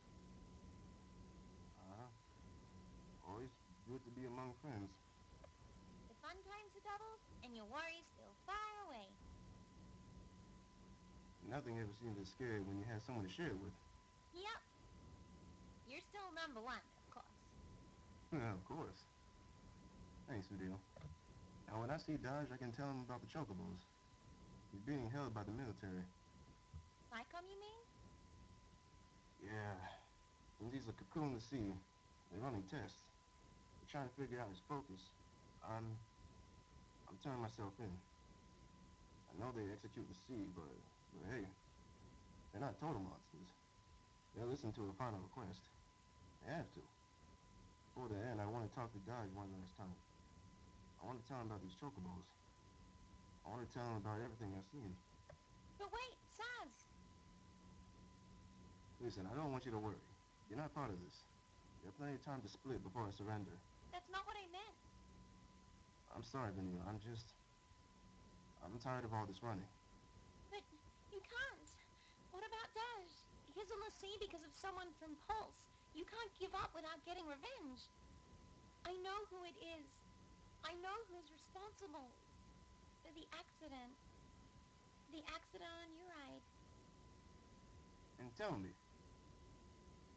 The Lassie who ruined your life was... soldiers? Where'd they come from? Get out of here, Vanille. No place left to run. Richard. Is Richard there? Yeah, I'm here. Wait, my line? I'm trying to follow.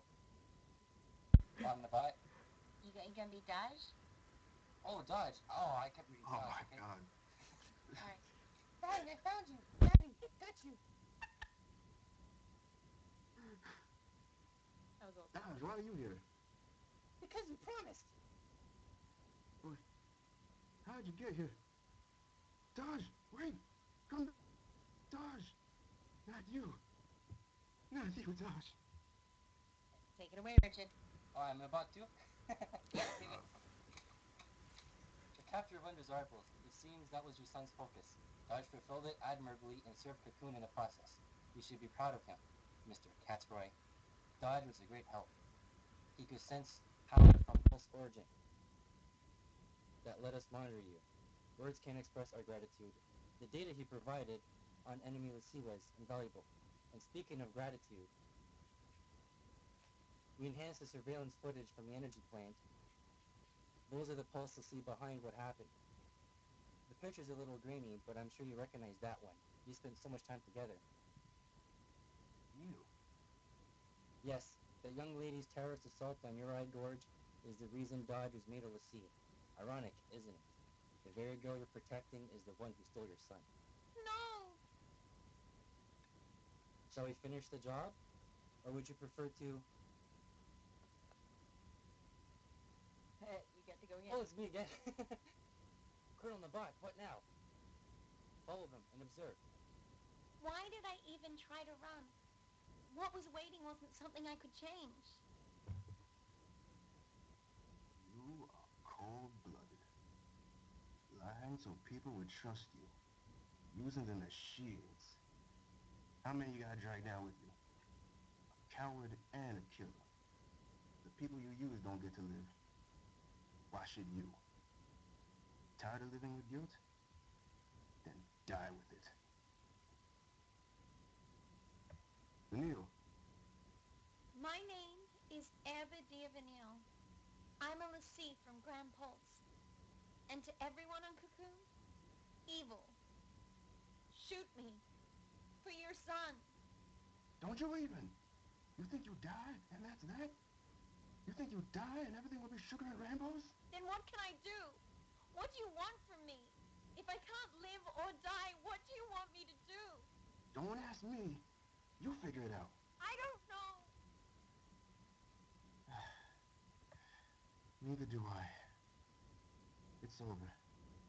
There's nothing to do. Shooting you won't help. Neither will living. Do your worst, you freak. It's not over. Okay, fine. You want me? Come and get me. A lot of things can be excused. Shooting kids ain't one. Kindness like his, you don't forget. Enough is enough. You be careful with those. For every task, there's a perfect tool. Woohoo! Sorry about that. Before Yay. I was reading the bot's long paragraph, and I didn't notice that Dodge had some lines above that. All good, Richard. You're slipping, man. You're slipping. That was really good, though. Applause from everyone. Good, I'm glad. Yeah. I didn't realize we were going into that scene. As we started getting into it, I was like, oh crap, that's this scene. I totally forgot that. Well, very good work on all of you. Yeah, by the way, really good stuff on the stats. You really Yeah, captured it. thanks. I'm impressed. I was like, dang, he does a good black man. Wow. Yeah, well, I'm going to hear, next time I play that game, I'm going to hear Juma as Saz. There you go. No, you have a great resonance for it. Nice. So, I was applauding for everybody, including Payne, or Richard. yeah, Payne was he was great. Yeah, did a great job. He was so absorbed between the two of you that he just lost track of what was going on. You were doing such It's understandable. incredible performance. I was mesmerized. So, I'm sorry. This comment is true. I didn't mean to be racist when I said that. If that's what you're continuing, I really didn't mean to. Don't worry about Comment. He's says things like that a lot. Don't worry about it. Okay, just to be clear. Yeah, we know you didn't mean that. There's just a certain resonance that comes with certain nationalities and races and it just sounds a certain way. I also say racist things in a jokey fashion quite often because I can't even understand racism. So just to be clear, if anyone's wondering, I love everyone in the world so much that I could never even conceive of what it would be to actually not love everyone. Just want to put that out.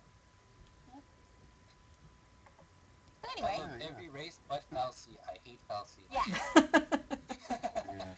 Who really loves a Falsey? They ruin things for everybody. So, guys, I'm gonna have to get going in a sec. Okay. I'm sorry. I've got to go to my voiceover agents, actually. Oh, wow. So, by the way, Ozma, yes, it is. Aussies love racial humor, and it comes from a place of we just think it's funny to point out people's differences as opposed to discriminate. So you're right. We kind of do that up here in Canada a little bit. Yeah? I think Yeah. it's very much a non-American thing. Like, Americans are very sensitive in general, but a lot of the other regional, like other countries, are very okay with making fun of people's differences just because they're different. And it's not negative to them, it's just that's what makes you different. It's just Americans put too much focus on it. Focus again. Yeah. You lose your focus, long you as it's become a funny. Falsey. Well, that's true. It's not funny. It's just not funny. So, yeah. I should put on my fancy dress and head off in a couple of seconds. Okay. But, do you guys have any final questions and stuff? Yeah, anyone have any other questions? Juma, Richard? Anybody? I I'd love to have you back. Sure. We actually we noticed that everyone we've interviewed so far lives in LA. Yeah. So Probably. it'd be great to have you and Rachel and maybe even Christopher Corey Smith on since you're all in LA. Yeah, That'd be we'd so fun. appreciate that. Yeah, Well, he was Rachel just and moving I to were LA. meant to be on together today, right? What was that? Rachel and I were meant to be on today. Yeah, she had some last minute work that she was called in for. Yeah. So that's unfortunate, but she did say that she'd love to set up something else another time. Sure. Well, I would love to do that. We being me and me. Would absolutely love to do that. All right. I want to have a bigger word association list for you. Yeah, do. I love any game you guys can play. I love games. If you can think of a contest for next time too, I'm sure everyone would enjoy it. Sure, I'll come up with them. No problem. Okay. Sounds good. Actually, I already have it. Oh, do you? I've already come up with a contest. Should I tell you? Yeah, share it. Yes, please, please. It's the person that can do the best Vanille sound effect. Up. That. Okay, I'm disqualified. Yeah, I'm not sure you'll win this one. Uh, This one's more for the ladies and the light-pitched fellas. Fun, right? Yeah, No? I would love to find. I mean, And there's no limitations. There's no boundaries. Uh-uh. Okay, I want to do Vanille and Ravager. Okay. Oh hey, I mean, it'll be interesting. Getting a girl on call or getting a really high pitched man. Yeah, I mean, guys can go into falsetto and do it, no Yeah. problem. Yeah. It's just a matter of doing it. Yep. And practicing it. It took me a while to get it, so. All right. So if there's nothing else, I guess we're gonna have to end it here. Okay, I'm sorry that I have to put the end to it, but It's okay. I mean, we really appreciate the fact that you took time out of your free time to join us today. absolutely, it's such a pleasure. Oh my gosh, you guys are such a dream. Well, And thank you for eating lunch with me. Well, allowing me to eat lunch with you. I would have loved to have eaten lunch with you, but I didn't have anything prepared to cook. I know. Next time we'll all have lunch. Oh yeah, sure. There you Next go. time, definitely. All right. Bring my trademark cookies. Everyone say goodbye to Georgia. Okay, bye everybody. Bye, Bye, Georgia. Georgia. Bye, Georgia. Be good, and if you can't be good at it. Okay, bye guys. All right, bye. Bye. Farewell.